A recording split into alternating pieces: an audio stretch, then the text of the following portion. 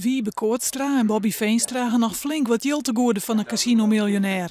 Ze hebben mooi werken aan het opzetten van tintenfeesten in Dokkum. Ik flink wat leveranciers van bigelijk stekken, tinten en toiletwijn binnen de biesketten. Bijtema neemt het de schuldeeskers kweer dat ze de boel failliet gaan hebben litten. De meesten moeten gewoon mooi werken aan een 100% akkoord. En hier iedereen mooi werken, dan gaan we nou bij het hofstien en dan hier iedereen na je week of eind van deze week net zijn centjes aan. Maar daar klopt het hier dan niet van, zeggen de schuldeeskers.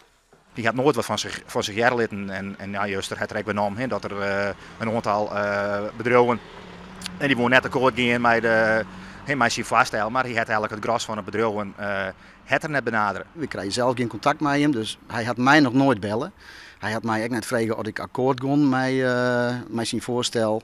Maar dat is nou net het enigste dat de schuldeeskers steurt. Ik vind het de manier waarop hij in de media omgaat en dat hij zei van ach, ik sliep er net een nacht minder om, ik leid je erom en de pertinente leugens die hij steeds de wereld instuurt, ja, dat doet u als schuldeiser het meeste zeer. Respectloos. Het ben al vol mensen uit het netwerk waar het werk in de meesten al jaren zelfstandige ondernemers die het werkje en bevlogen binnen bij hun werk, dat doch die meesten wel wat. Wij hebben zelf ook rekeningen die we betalen moeten.